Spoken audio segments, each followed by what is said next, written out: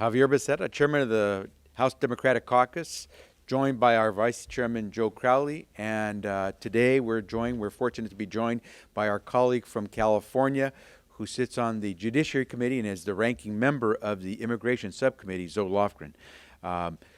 We had a conversation on a number of subjects. We have some important legislation on the floor, some of it very controversial.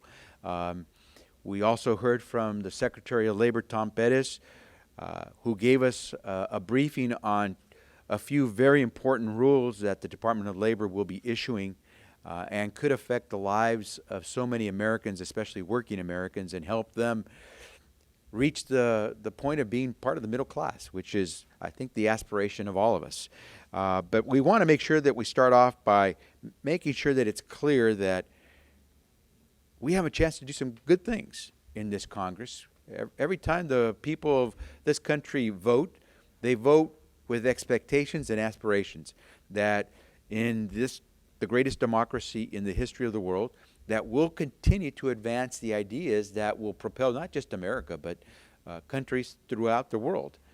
And we'll be the beacon that shows people the way forward. I think most people would say after nearly 7 months of legislative activity, we've been anything but the beacon of how to make democracy work. We haven't been able to get a bill through to help our roads and bridges get fixed, repaired, or constructed. That's been sitting around for quite some time. 33 times we've had to pass these short-term extensions, these patches, which don't help all those construction companies and all those cities and towns and counties that have to make long-term decisions on what to do with their transportation infrastructure. We recently saw how the Department of Homeland Security was nearly shut down by this House of Representatives. And I could go on and on. The point here is that rather than spectate, the House of Representatives, Congress, should be about getting things done. But many of us feel like we're just watching Congress spin its wheels and not do the work that the people expected of us. We see a bill that's going to be on the floor that will deal with something that would remove funding for cities and towns to hire police officers to protect their communities, all under the pretext of immigration. What happened in San Francisco recently with the killing of a young woman there by an individual who was undocumented and did not have the right to be in this country was a tragedy.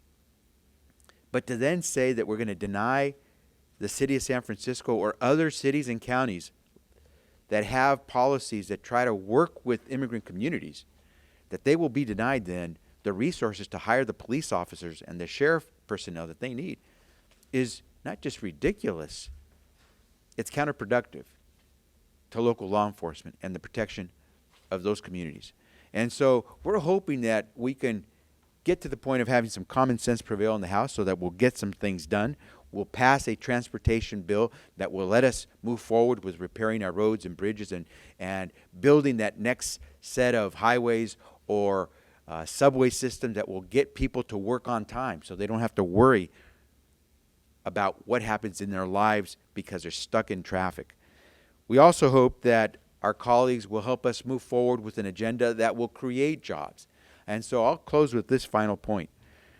We can do all the politicking we want. We can do the so-called Donald Trump Act, which simply denies local cities and towns their dollars to hire police officers while attacking immigrant communities. Or we can actually do things that improve the lives of Americans, help them pay for their children's college education, help them afford that first home, help them plan for their retirement in the future. We can do all those things. But you can't do them if you're zoned in on doing social policy that has nothing to do with putting people to work. And so we hope that with the time that we have remaining in this Congress, that we'll be able to work with our Republican colleagues to get some things done, because there is that opportunity to do that. And with that, let me yield to the Vice Chairman, Joe Crowley. Thank you, Mr. Chairman. It was good to have Secretary Perez before us this morning talking about not only the issue of pensions and the issue of financial advice, fiduciary responsibility, something that I share with him in the goal of providing the best access to information at the best price possible. But also hearing his thoughts on the looming threat of retirement security, or at this point, the level of retirement insecurity that the American people are facing, as well as the savings crisis that our country is facing as well. I've been working on a proposal known as the Building Better Savings, Building Brighter Futures, and in many respects is right in line with what the Secretary and what the President have been talking about these last few weeks. Last week was the Conference on Aging at the White House, where the President talked about the looming threat that our country is facing in retirement security, as well as savings security in the United States today.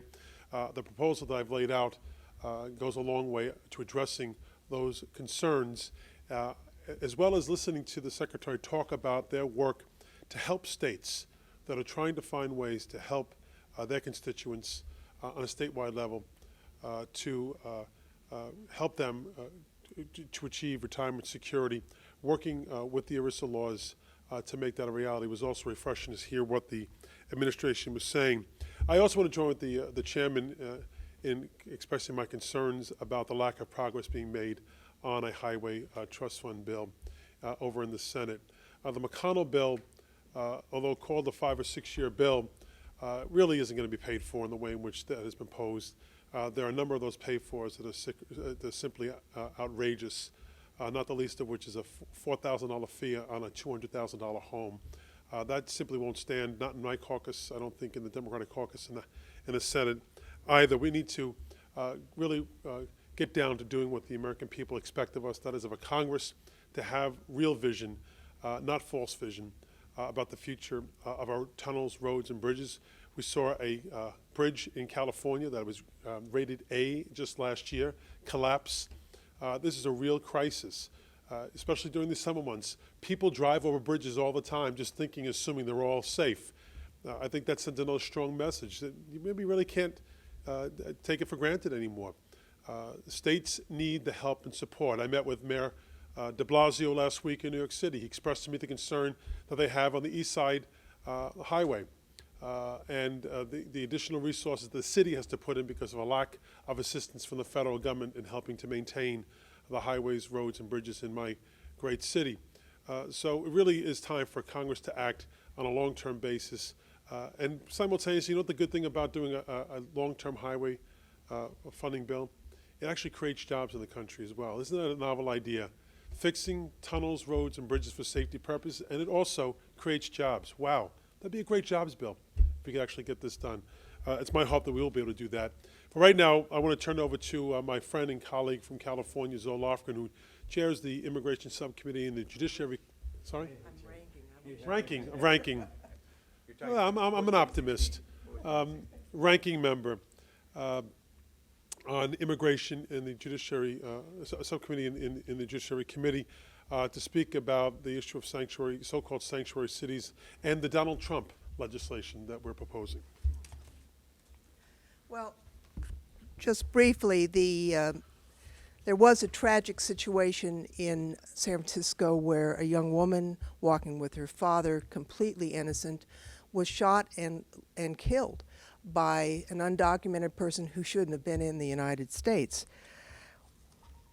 The unfortunate thing about the legislation before us is that it has nothing to do with that situation.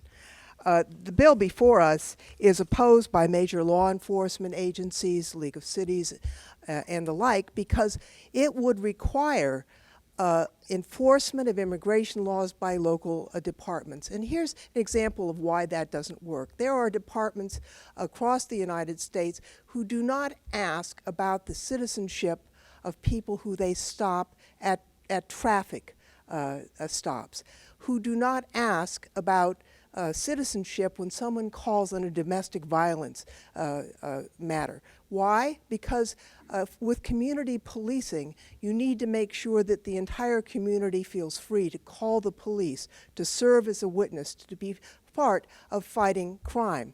This bill would obviate that, and if you didn't comply by becoming the immigration police, you would lose all of the federal funding that help you enforce the laws, from burn grants, cop grants, and on and on. The sad thing is that our colleagues across the aisle would exploit this tragedy for political purposes, for an agenda that goes back to 1996 to change the immigration laws by making local police an arm of the federal government.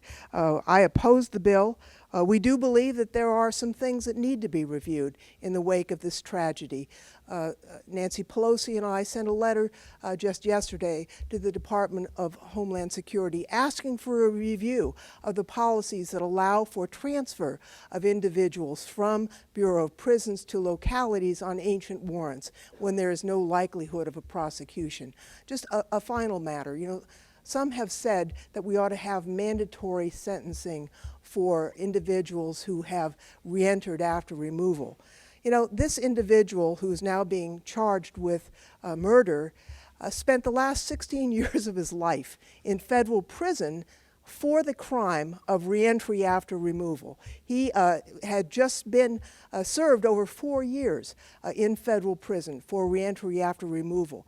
People suggest that there are open borders, that that's an issue. This gentleman was removed and kept trying to come back into the United States, and as soon as he did, the Border Patrol caught him and prosecuted him for re-entry after removal. So I think that as we review our policies, we ought to look at what would make the system work better, not use this tragedy as an excuse for a political agenda. We'll take some questions. What's your opinion of the Iran deal as it now sits? You're about to get a briefing. What do you need to hear? I think a lot of members are reading over the agreement as we speak. We're going to have an opportunity to have a classified briefing with those who negotiated the terms of that agreement. We're going to have further briefings as well beyond that classified briefing by some of the individuals involved, including Secretary Kerry, Secretary Moniz. And so we're very much looking forward to that. I think what most members are looking for is a sense that what we're hearing about the deal, at least the aspects that would give us a clear sense that Iran would not move forward with the development of a nuclear weapon, are in fact provided for in ironclad ways in this agreement. And so I think the sense of most members is, can we believe that this agreement, with its verification and its enforcement, can lead to a situation where we take a step back from seeing further nuclear proliferation?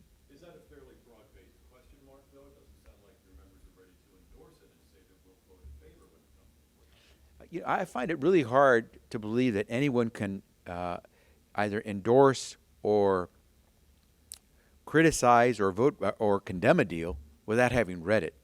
And so having heard so many voices of opposition before the deal was even made public tells me that they were close, those people were close to the idea of this agreement in the first place. I do take with a great deal of seriousness the thoughtful way that those who are concerned about the deal are approaching this.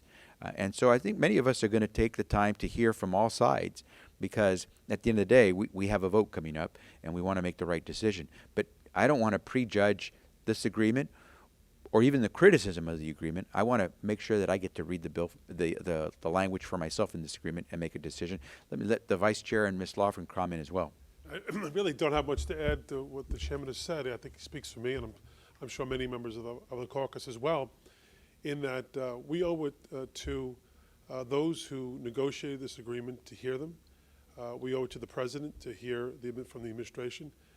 And we also, more importantly, I think, owe it to our constituents to hear from them as to how they read this. I think some of our colleagues have read it and come to a conclusion, both for and against.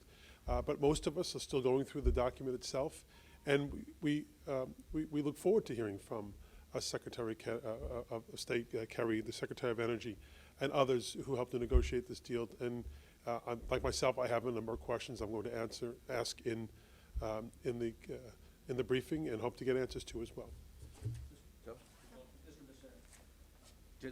No, I have nothing to add. Okay. What about the House serving as a backstop on this, to prevent a resolution, presumably disapproval, sustaining a potential veto here? Many in your party did not support the president's decision. Do we really think that at the end of the day here, when this comes to push ourselves, that if the House Democrats don't support the president, on sustaining a veto? You know, that trade debate was critically important, and I think you saw that members took that vote very, very seriously, to the point that many members voted in a way different than the President of the United States. Many voted with the President. That was an important vote. This vote on this agreement, dealing with this agreement with Iran on the issue of nuclear proliferation, I think is far more important, because here we know we're talking life and death. And so my sense is that most members are going to look at this very seriously, and I don't think any member of Congress is going to be swayed by just one thing or another. And at the end of the day, that vote by that member, I think, will be driven principally by that person's conscience. This, to me, is a vote of conscience, because you're making decisions on whether or not we think we can make the world and America safer. And so I think at the end of the day, this is one of those votes where members will vote as their conscience dictates, not as any party or any constituency or any particular other element out there. It's at the end of the day, it's a confluence of things that gets you to go in a certain direction.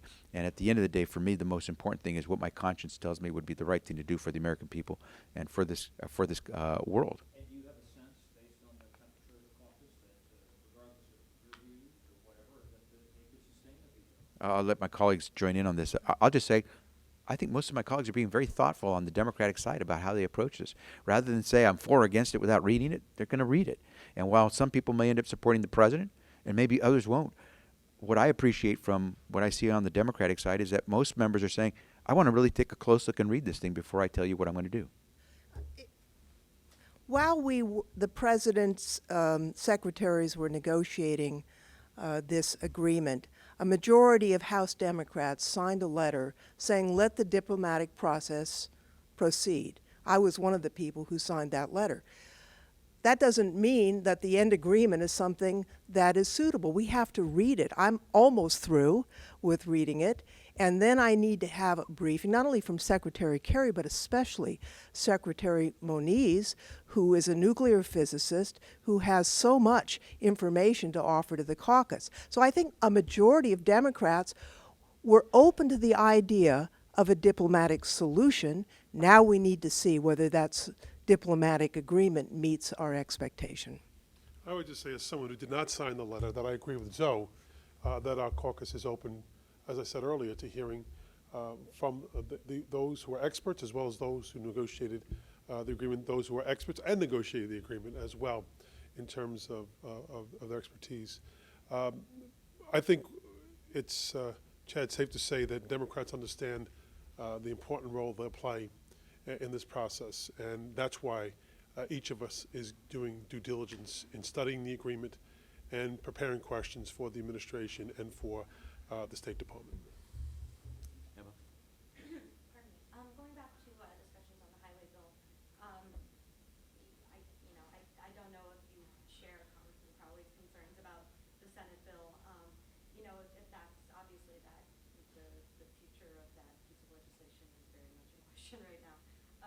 But if you don't like that bill and you want a long-term solution, but I guess I'm just curious what you guys think the end game is over the next few days, given that your options could be this long-term bill that nobody seems to like and a short-term bill that just kicks the can. Nike said it best, just do it. I mean, we've been for years just, I mean, it's so true. In my 22 plus years here in Congress, I've never seen a situation where there's been so much political angst about doing what we need to do to get people to pay for their use of our roads and highways and mass transit systems. Most Americans understand, you want to get to work on time, you need to pay for the road to work. You need a pothole filled, you're going to have to pay for it. Ultimately, it's whether it's the federal government, state, or local government, it's going to get done, and we got to pay for it. Most people are willing to pay a user fee to use our highways, our mass transit systems. And the politicians should stop playing with this and just get it done. It's going to cost us. It's going to cost all of us some. But we're accustomed to it. We know there's a gas tax that's part of the fuel that we pump into the gas tanks of our car every time we go to the gasoline station. And so let's just get this done, because that contractor that's ready to refurbish that old decaying road, or that contractor that's trying to replace that bridge that's maybe next to collapse, is saying, I got to buy steel, I got to buy timber, I got to buy cement. And every day that you all fool around in D.C. is a day that costs me money, because the cost of that material is going to go up and up and up. And I got to buy a ton of it. I don't buy for 1 month or 6 months. I have to buy for 2 or 3 years. And so let's just get this done. And let's be honest with the American people. It's not free. And the more Republicans try to act like you can do the road construction and mass transit improvements for free, they're just making it longer that you're going to sit on that in your car in that packed highway trying to get to work or trying to get home to see your family. I just make a comment. I pointed out one pay-for that was described to me yesterday in reference to the McConnell proposal. I think of the 5 or 6 or 7 proposals, all but one was unacceptable. The only one that was acceptable, I think, was the one that for absconding felons that they shouldn't receive Social Security. I think that's something maybe Democrats and Republicans would agree upon. Other than that, there was nothing in their proposal that we saw fitting. And I think the chairman is absolutely right. We have to come to understanding, as I mentioned, not only the bridge in California, we know a number of years ago in Minnesota a bridge fell down. We know that the infrastructure and the level of grading that the states are doing is reflective of the actual state of disrepair that exists in our country today. It needs to be paid for, and we have to just get down to that point. Republicans on this side have to understand that we already get it. We know that we have to have some increase in order to pay for a long-term solution to this bill, not the one that the Senate is proposing. So did you want to add something? Well, I'll just say, for many years I served in local government, and one of the things I learned there in terms of building highways and transit systems is the American people get it. They are not into magical thinking. You have to pay for what you build. And there's different ways to do it. You could do a gas tax, you could do a barrelhead tax. My locality voted to tax themselves repeatedly because it's not free. But it's also a cost not to do it. People are spending more money repairing their cars from potholes than they would be spending to actually fix the potholes. So I'm not on the Transportation Committee or the Ways and Means Committee like my colleagues, but if we don't come to grips with this, in a couple of weeks, construction stops across the United States. That's an absurd outcome. So do you think, just to follow up, do you think that the most likely scenario is you pass the 5-month bill and hope to get something? This is a broken record. We're patching this, we're patching that. We're going to the precipice on everything. We're, shutting down government, shutting down the Department of Homeland Security, not willing to pay our debts through a debt limit increase. Now it's the transportation bill. Before it was something else. It's crazy. You wouldn't run the smallest business on Main Street this way. Why would you run the largest economy in the world this way? So what's going to happen? I don't know. If we were in the majority, we could tell you. We're not in the majority. So we can't tell you, but this is not the way you should run anything, including the largest and most important government in the world. I do have to say one other thing. Joe, I do have an issue with that pay for that would take money out of Social Security to do something other than Social Security. You got a whole bunch of folks who are saying that Social Security is broke. Not true. But to the degree that we're going to do something with Social Security money, that, by the way, each and every one of us pays for with a separate tax, just like the gas tax, there's a separate tax that all Americans who work pay and pay into Social Security. That is the FICA tax. That's the contribution we make for Social Security.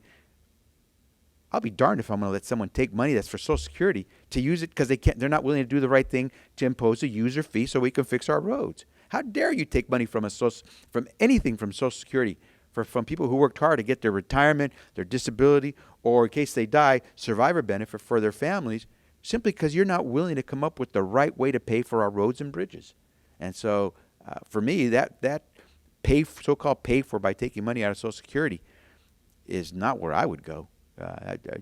Step up to the plate, man up, do this the right way. Mike, the last question. Can I just one point? I agree with Javier on that point. I think what I'm suggesting is no American thinks that a convicted felon on the lam should live off of Social Security. That's the point I'm making.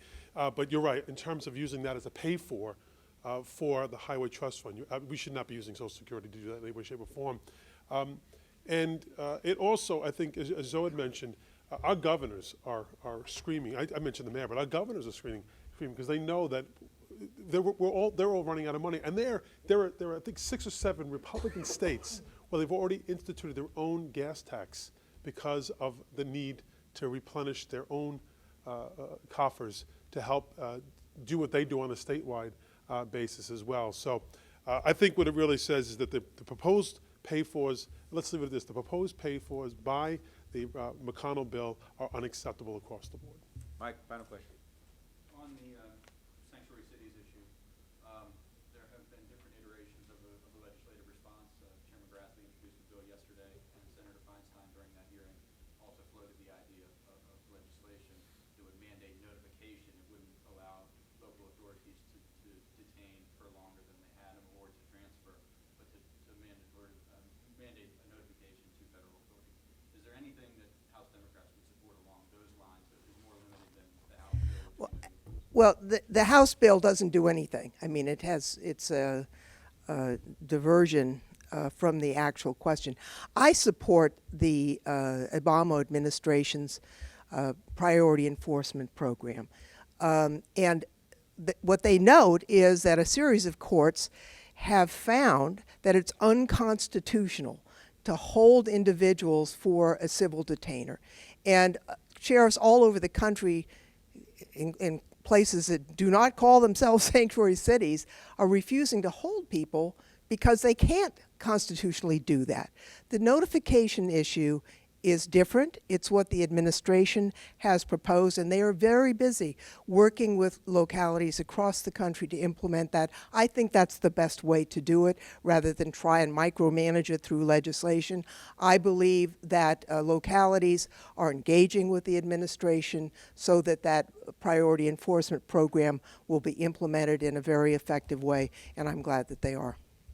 I'll just add to what Zoe has said by saying, let's remember that there is no sanctuary policy by any city, county that can override federal law when it comes to enforcing provisions that say that if you don't have the right to be in this country, we can deport you. Sanctuary policies don't supersede that. Cities and counties can't say, oh, we got a policy on sanctuary to make sure that the immigrant community will talk to law enforcement, and as a result of that, we're going to let people who are convicted felons with undocumented status stay in the country. No. So as Congresswoman Lofgren said, the House bill, the Donald Trump Act, as we call it, does nothing to deal with what happened, unfortunately, to this woman who was killed. It would do nothing about that. What it would do, it would deny San Francisco and a lot of other cities and counties throughout America the funding they used to hire police officers to keep all of us safe, which is totally contrary to what Republicans say they want to try to do. And so, as Congresswoman Lofgren said, there are ways to tackle this. It was a problem of notification. And I do believe, as the Congresswoman said, that the administration has a policy. But if nothing else, what this points out is why we so desperately need to finally get immigration reform done, to fix this broken system where local law enforcement is dependent on way too much to do federal law enforcement. Instead of being able to patrol our streets the right way, to take care of criminals on the street, they're being asked to do the job that federal law puts in the hands of federal law enforcement. And we should fix this broken immigration system. Let's get this done now. This is another thing that, once again, we see no action on, where Congress is spectating. Let's get this done right, and we won't have these situations occur, and we won't attack cities that have policies where they work with their immigrant community and law enforcement, and we can get this done. We had a bill that did it last Congress. Senate passed it on a bipartisan basis. We can get it done again. With that, we'll close, and thank you all very much. Unless, Mr. Vice Chair? At one point, coming from New York City and from Queens County in particular, I've seen the benefit of having an engaged community when it comes to law enforcement. When it comes to the issue of trafficking of women, of slave-like conditions that many people are brought to cities like New York and others are forced to live in, the exposure of that to the broader community, the gang violence that has been suppressed because of an active community engaging with law enforcement to bring that to light. That is what we would be subjecting to an end if the Republican bill were to pass in denying funds, federal funds to cities like New York to hire police officers to engage. Makes their jobs so much more difficult when they cannot count on the advice and the information coming from the broader community, the population, including the undocumented communities, where there's exploitation of workers, et cetera, that I've said before, that they need to be able to expose. That would be lost. So, it's a problem. It's a solution to a problem that doesn't exist, quite frankly, in terms of the legislation, the Trump legislation that's being proposed. Thanks all very much.